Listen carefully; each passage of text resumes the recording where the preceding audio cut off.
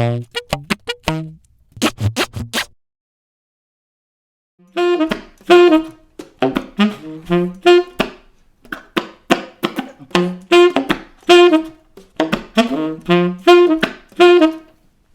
everybody, Derek Brown here from BEATBoX SAX, where every Tuesday I'm releasing an in-depth look into some kind of technique that I use in my beatbox saxophone playing. If you joined us, this is my second week doing this. I released a music video where I'm using a lot of these techniques, so be sure to check that out. But today we're going in-depthly into what I think is the technique that's the quickest way to really give you that cool groove sound to your playing. And just this subtle little thing adds that much pop, literally, and just groove to your playing, and will really raise eyebrows when people are listening. And what this is this backbeat sound. In my overview video that I talked about last week, this was the snare effect that in pop music or funk music, even in jazz, we have this high emphasis on 2 and 4. And so if you can add this pop to your playing on 2 and 4 in the midst of a playing, it's going to make it really funky. And yeah, we'll just add that much more to your solo. So how do I do this? Basically, with the mouthpiece, of course, in my mouth, I'm just making this kind of sound. Kind of a P, open-ended P. One of the important things is that you're actually building up tension in there and then releasing. There's pressure behind your lips. So if you can do that, you can probably do it on the sax. And notice, I'm actually releasing it and my mouth will actually kind of open up.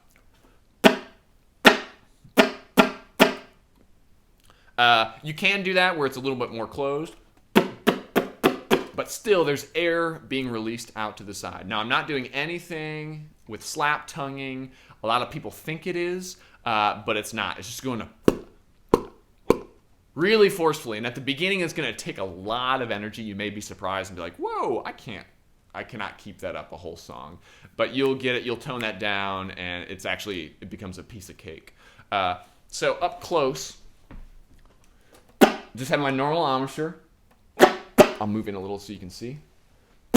Doesn't matter what note you're fingering. I find it's a little easier if I do finger something in the mid-range or just open C sharp, so not fingering anything. But I'm often fingering something in the mid-range.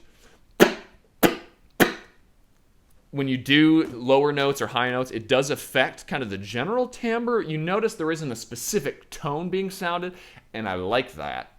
Because that makes it more similar to a drum set and it adds that new thing to the sound. But listen to this. Here's going low to high.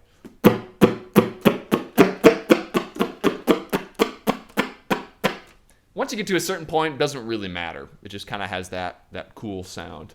So once again, I'll zoom way in so you can see.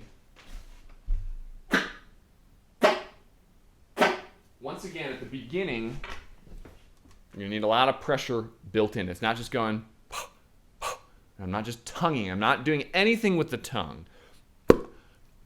It's all about just making a seal and then releasing it. And about as fast as I can do this, I can't do it too fast. It's pretty tough. I've come up with another way with a lot of these kind of percussive sounds of being able to do what I call being able to do sixteenths with them.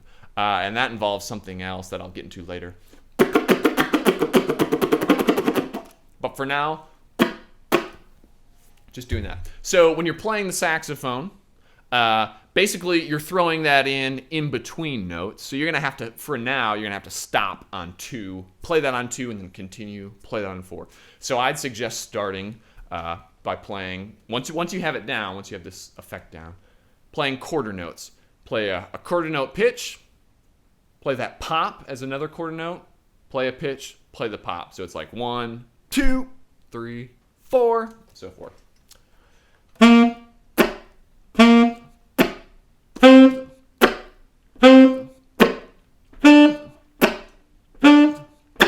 And so forth. Then you can probably figure out where to go from here, adding more notes, doing more syncopated things, but usually that slap stays mainly on 2 and 4 if you really want to keep that groove going. Occasionally you can have it anticipate 2 or 4 if you want to hippen things up a little bit, but that's getting a little ahead of ourselves. So gradually start making a kind of a funky groove with some syncopation. So something like and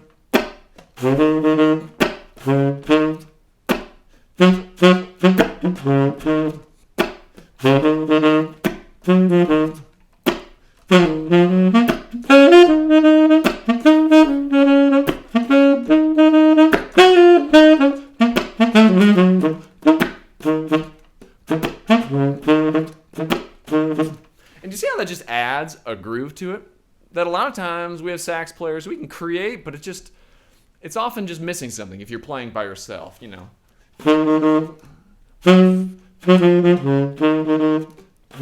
Here's with the pops.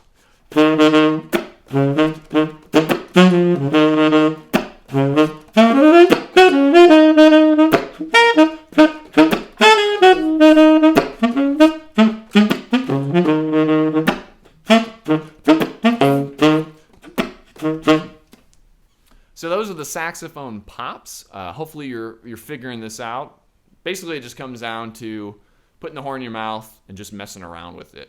It'll probably be pretty ugly at the beginning, pretty loud and obnoxious, but hey, that's part of the learning process. So shoot me any email or questions in the comments below this video. Hopefully we can get you on your way to doing this beatbox saxophone sound. Until next time, practice hard. See you next Tuesday.